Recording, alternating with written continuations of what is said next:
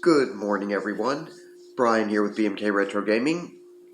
You guys usually wouldn't get much of a Saturday video from me, but there has a topic that's come up in recent times which I kind of want to address and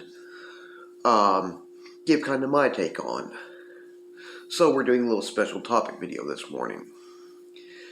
A little while back, one of my preferred YouTubers, RGT 85, brought up upload a video addressing where there's a little problem here in modern retro gaming as far as he sees it, and I agree with it. I believe he actually went over two of them, though I'm not as sure about this first part that I'm going to go over, but I believe he and my other preferred YouTuber, the Immortal John Hancock, have both gone over this topic some, which the first part to me is, the modern day grading systems where they'll grade your copy of a used retro game, and it could be anywhere from 9 point something, 2 point something, who knows, and it affects, what the game sells for, the value of the game. Me, where I'm concerned, I'm with a lot of people who would say, the true value of a video game, especially a classic retro video game, is really what someone as a buyer is willing to pay for it, and that's about it. Otherwise, for a lot of other people, who don't have the nostalgia or who don't care for the interest, the hobby, it'd be junk. They'd probably trash it. So, to me, the grading systems, they've made things a little bit more wild than what you may or may not pay these days. But really, what a buyer is willing to pay for it is what it will ultimately be worth anyway, so. And I'm doing, unfortunately I haven't seen a whole lot, of stuff like, where people are going, oh, well, my copy's better than yours because I paid more for it or whatever. No, I don't see a whole lot of that. Occasionally. So, the grading systems, I guess they can be an okay, helpful tool, but at the same time, keep in mind, they really are just worth what a buyer is willing to pay for them. And probably would be just junk to somebody who doesn't care one way or another, so.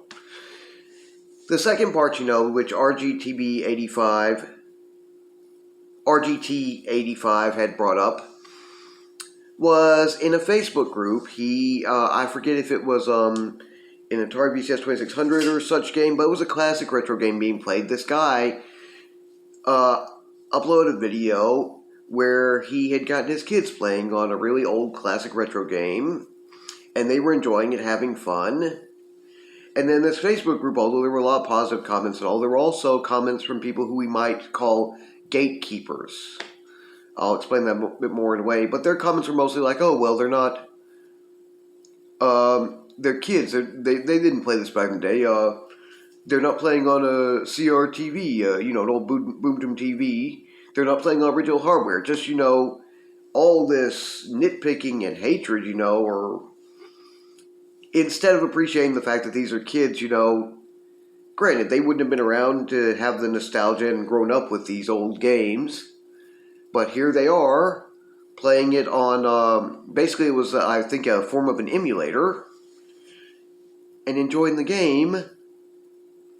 Call me funny, but what's wrong with that? I mean, okay, get this. To me, with the gatekeeper thing, it's usually guys who are, I guess you could say, from back in the day, guys who feel like that should make them all part of a special club or something like that, and, nobody should be allowed in, whatever, as one of my other preferred YouTubers spoke about it, Lady Decade. And, they oftentimes would know all about something like, say, the Atari VCS 2600, or, say, later on the Sega Saturn, whatever, And, they're like know-it-alls. And feel like there's only one right way to do this, with an old CRTV, a Boom Tube TV, and original hardware, whereas,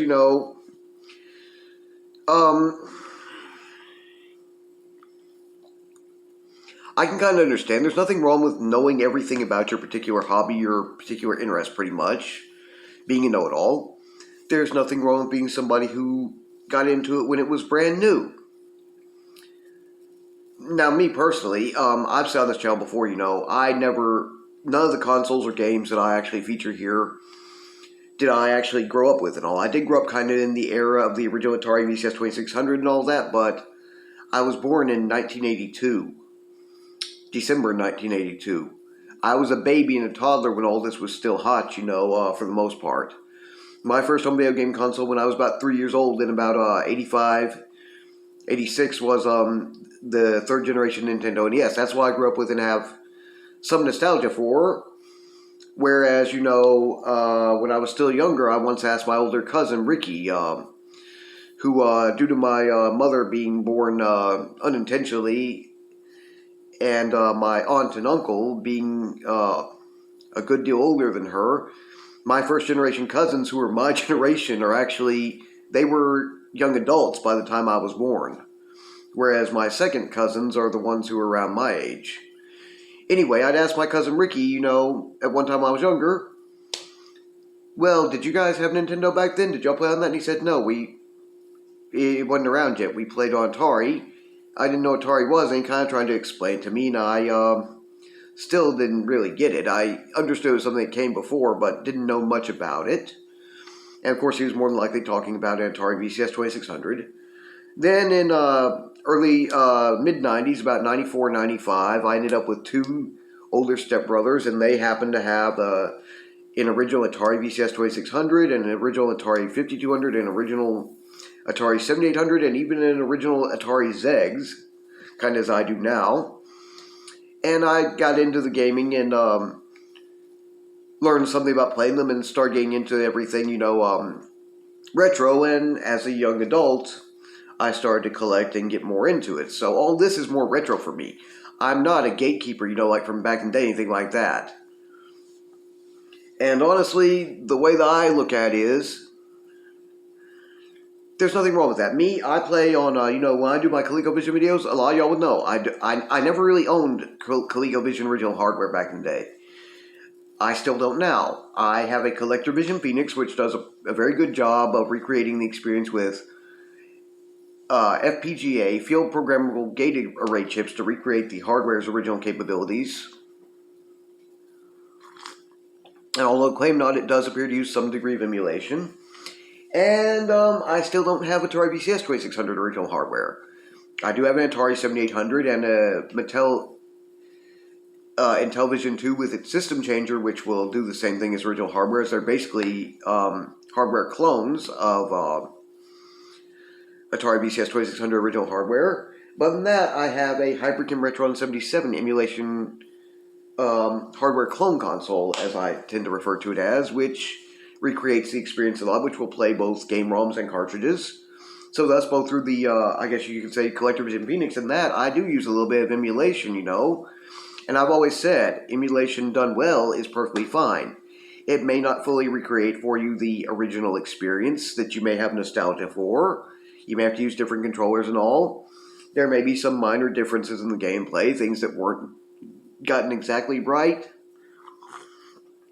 But for the most part, it's either about identical to the experience or close enough that it's just fine if it's done well, so. And my problem with, the whole idea with, gatekeepers as a second kind of modern day retro gaming problem in the modern day is, to me, it's great that you're that into your hobby or interest. I don't have a problem with that. It's the problem with, like with this guy, with his video with his kids.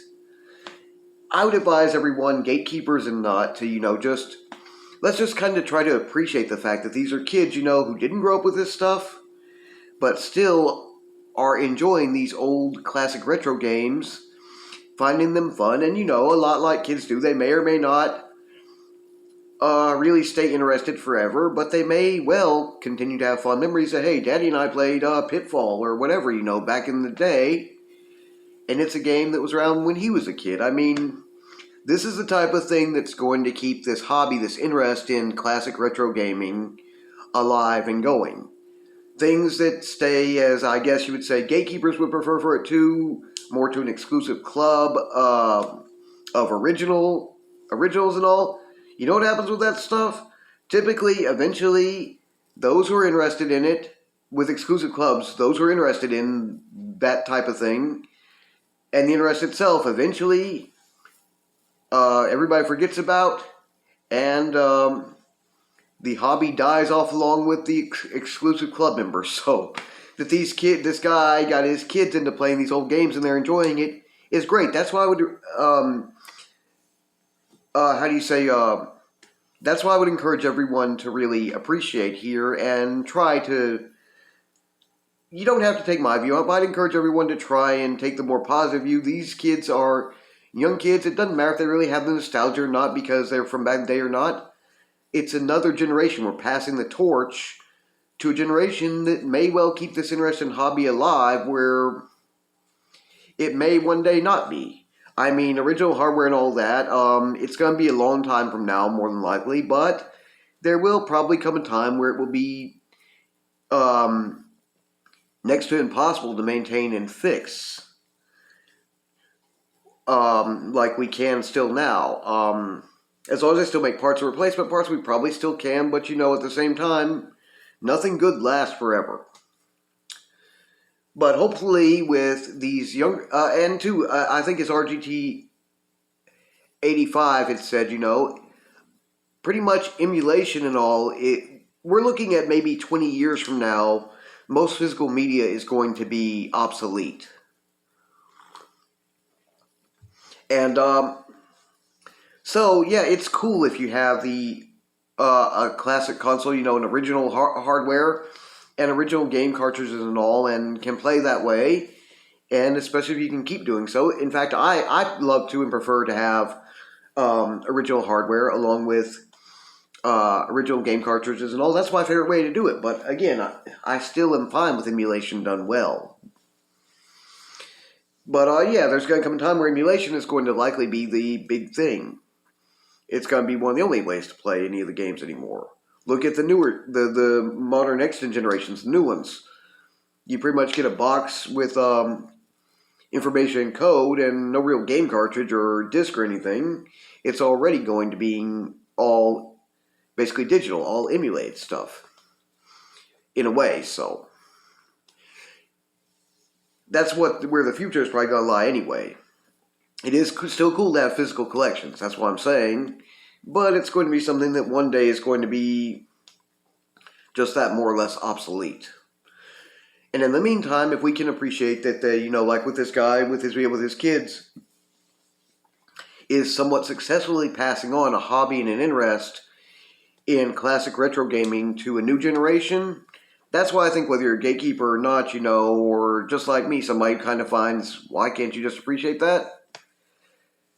That's the thing that should be appreciated to me, is that this is still passing the torch to a new generation, and hopefully one that will keep this hobby, this interest in classic retro gaming, alive and thriving, well, hopefully into indefinite perpetuity. Might be kind of unlikely, but who knows? Could still be around and people still be interested in and enjoying this stuff pretty much forever. Anyway, that's just my thoughts on that. Now, my preferred YouTubers, like I said, RGT85, he introduced the topic. Kudos to him because it's an excellent topic on something that is kind of a problem, though I'm not sure if it would be seen as such by everyone. But it is something I think, you know, we should be more encouraging and inclusive of new blood entering into things and re-injecting more interest into this hobby, this interest, rather than it just dying off with an old guard generation. And also my other preferred YouTuber, Brian Puddin, with his channel Brian's Man Cave, chimed in on it. And more recently, my preferred YouTuber, Lady Decade. I will leave, that's my recommendations there, and I will leave recommendations and links to all three of their videos, so you guys can check them out if you like. And kudos to all three for having addressed this topic and all. Maybe here I've done so a little bit more harebrained, which can be my style sometimes, but I felt like, you know, seeing that and seeing how, you know, this really is, these two things are really, you know, the grading, although not all bad, and then the gatekeeping, are two modern day issues in modern day retro gaming, which we should be talking about some, because they do kind of really not, they're just not all positive, and in a way, they're really not great. They kind of, make it difficult for everybody to enjoy the experience and all, and I don't care what you aren't into.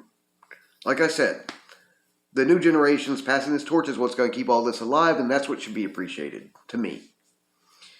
If you enjoy my channel's content, please feel free to like, share, and subscribe, and please don't hesitate to leave any questions, comments, or suggestions down in the comments section below.